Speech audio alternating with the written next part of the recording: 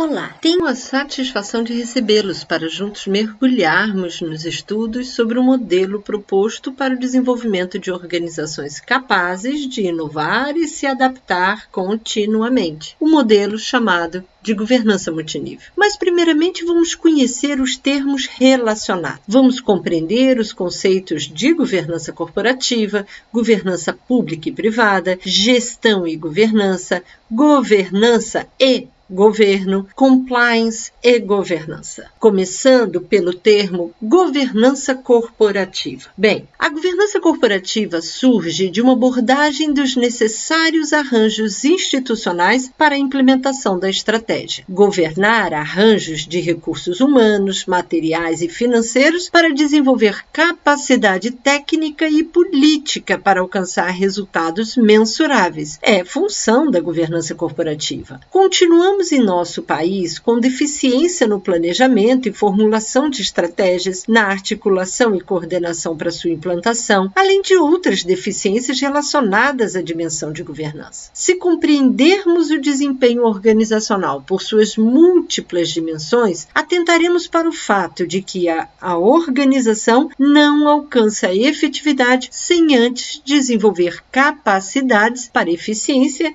e a eficácia de seus processos. Mais do que alcançarmos o resultado imediato pretendido, a governança de resultados tem o objetivo final de construir valor percebido pelos usuários, sejam eles clientes ou sociedade como um todo. Ainda, mais do que definir e monitorar estratégias e objetivos ou modelar indicadores, fixar metas e gerenciar o caminho, a governança para resultados exige uma nova camada de mediação entre o nível estratégico e operacional. Ou seja, é indispensável a pactuação, engajamento e alinhamento entre as partes envolvidas. E por isso surge o modelo de governança multinível, que dará conta de realmente estabelecer mecanismos de governança para essa mediação. Bom, mas existem diferenças entre governança corporativa pública e governança corporativa privada?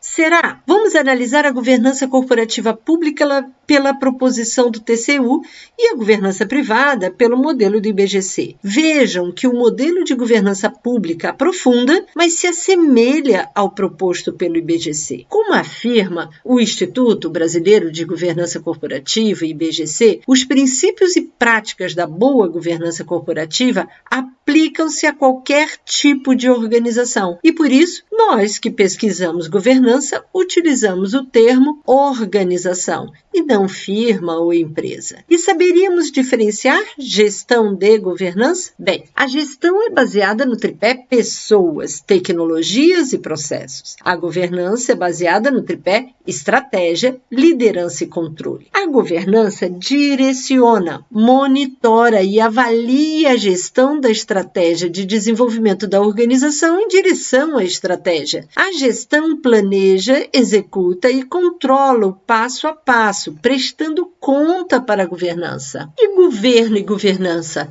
são a mesma coisa? Não. Governança é um fenômeno mais amplo do que governo. Governança refere-se aos meios possíveis em que o processo de elaboração de políticas é conduzido. Inclui instituições governamentais, mas também os mecanismos informais e as organizações não governamentais, através dos quais os indivíduos se orientam em suas áreas de ação, satisfazem as suas necessidades e alcançam seus objetivos. Já o governo, por outro lado, é um dos possíveis atores de governança sistêmica e seu papel varia consideravelmente dependendo do contexto, ou seja, o governo é uma variável e não uma constante. O papel do governo varia de acordo com a estrutura de governança. Isso possibilita diferentes modos de governança sistêmica em que o governo pode desempenhar uma variedade de diferentes papéis. E o termo tão contemporâneo chamado compliance, qual a relação com a governança? Governança se refere à forma como as organizações devem ser administradas. Determina políticas internas, regulamentações, cultura, grandes líderes e macroprocessos. Compliance é conformidade e integridade. É a maneira de garantir que a gestão e o posicionamento funcionamento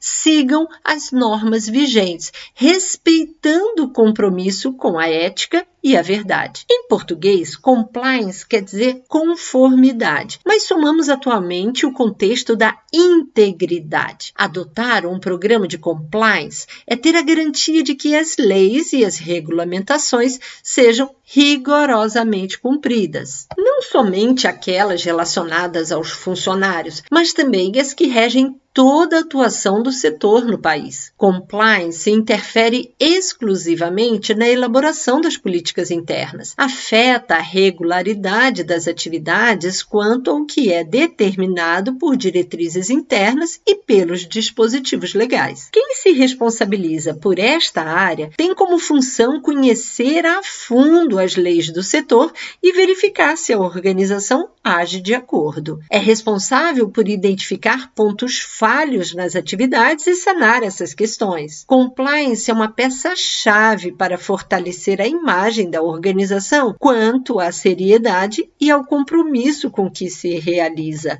ou seja, integridade. Na verdade, governança e compliance devem ser trabalhados em conjunto para assegurar a boa gestão, a integridade e a reputação das organizações. E volta a pergunta: o que é governança? Vamos primeiramente compreender o termo governança estudando seus princípios, diretrizes, agentes, mecanismos e componentes e ao final alcançaremos a sua definição. A governança é a capacidade das sociedades humanas para se dotarem de sistemas de representação, de instituições e processos, de corpos sociais, para elas mesmas se autogerirem em um movimento voluntário, ou seja, se constituir em um corpo autogerido. Governança é mais do que a estrutura organizacional. Ela soma os processos de interação e tomada de decisão entre os atores envolvidos em um problema coletivo, que leva à criação, reforço ou reprodução de normas e instituições sociais. Quais são os princípios da governança? O Banco Mundial apontou 7 princípios da boa governança que devemos seguir. Para a governança pública, o TCU resgata o princípio da legitimidade, onde não basta verificar se a lei foi cumprida, mas se o interesse público, bem comum, foi alcançado. Admite o ceticismo profissional de que nem sempre o que é legal é legítimo. A equidade é boa prática para a governança pública e privada,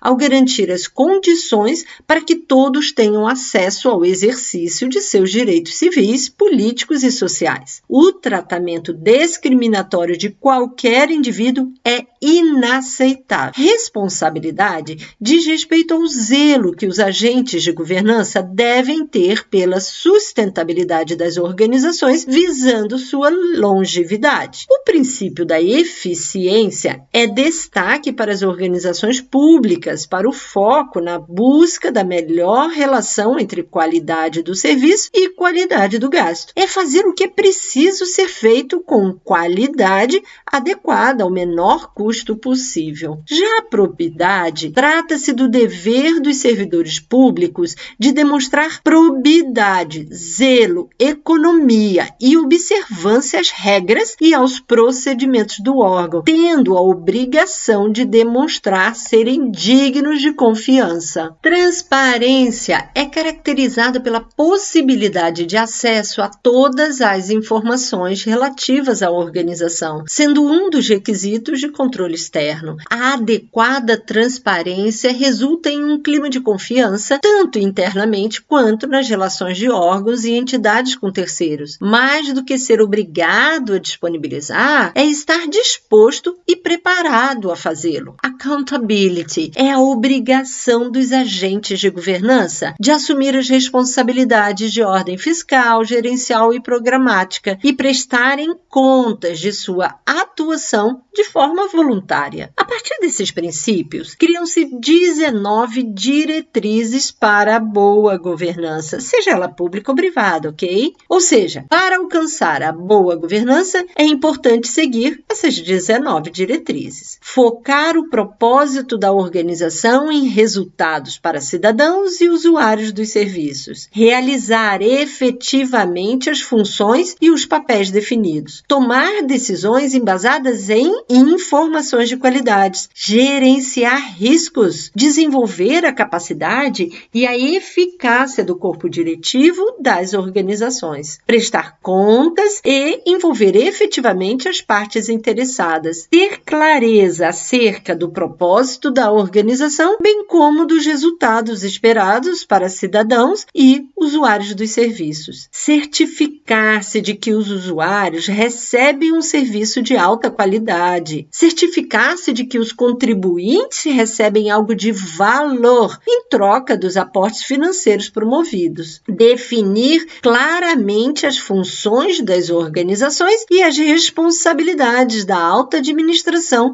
e dos gestores, certificando-se de seu cumprimento. Ser claro sobre as relações entre os membros da alta administração e a sociedade. Ser rigoroso e transparente sobre a forma como as decisões são tomadas. Ter e usar estruturas de aconselhamento, apoio e informação de boa qualidade. Certificar-se de que um sistema eficaz de gestão de risco esteja em operação. Certificar-se de que os agentes, sejam comissionados ou eleitos ou contratados, tenham os conhecimentos, habilidades e atitudes necessários para um bom desempenho. Desenvolver a capacidade de pessoas com responsabilidades de governo e avaliar o seu desempenho como indivíduo e como grupo. Equilibrar na composição do corpo diretivo continuidade e renovação. Compreender as relações formais e informais de prestação de contas. Tomar ações ativas e planejadas para dialogar com e prestar contas à sociedade, bem como engajar efetivamente organizações parceiras e partes interessadas. E quem são os agentes de governança que devem ser incluídos nesse processo? São os sócios ou parceiros, os diretores superintendentes, a sociedade participativa, os conselheiros de administração, os administradores e gestores, os executivos, gestores e coordenadores gerais, os conselheiros fiscais, os auditores, quantos outros atores forem necessários para se manter colaborativamente a governança ativa e transparente. Ainda estudando a governança corporativa, vamos compreender seus mecanismos e componentes? Em qualquer das dimensões de análise global, pública, corporativa e de conhecimento, identifica-se que para se implantar a governança, faz-se necessária a integração de diferentes competências organizacionais para a elaboração de políticas e estruturas corporativas voltadas a governar com foco no respeito à coletividade e à sustentabilidade econômica, social e ambiental. Para tal, faz-se necessário alguns mecanismos, como os sistemas de autoridade, de liderança e de incentivos formais, a comunicação interna e com stakeholders, as características da cultura para transparência e controle, contratos psicológicos para criar a confiança e um ambiente de compartilhamento e a construção social de sentido. Lembra do tripé da governança? Para o TCU, são estes os mecanismos: liderança e estratégia e controle, e que cada um envolve diferentes componentes para direcionar, monitorar e avaliar o desenvolvimento e desempenho da organização. São componentes do mecanismo liderança: pessoas e suas competências, princípios e comportamentos, liderança organizacional, sistema de governança. O relacionamento com os stakeholders, a estratégia organizacional e o alinhamento transorganizacional são componentes do mecanismo estratégia. E, por fim, são componentes do mecanismo controle, a gestão de risco, controle interno, auditoria interna, accountability e transparência. Em resumo, governança é um novo estilo de governo separado do modelo de controle hierárquico e caracterizado por um elevado grau de cooperação e interação entre atores estatais e não estatais em redes de tomada de decisão misto, público-privado. Formas distintas de coordenar ações individuais, concebidas como formas primárias de construção da ordem social. Governança, então, pode ser definida como uma estrutura de ordem administrativa, política, econômica, social, ambiental e legal que visa assegurar que os interesses almejados pelas partes envolvidas sejam delineados e, por conseguinte, alcançados.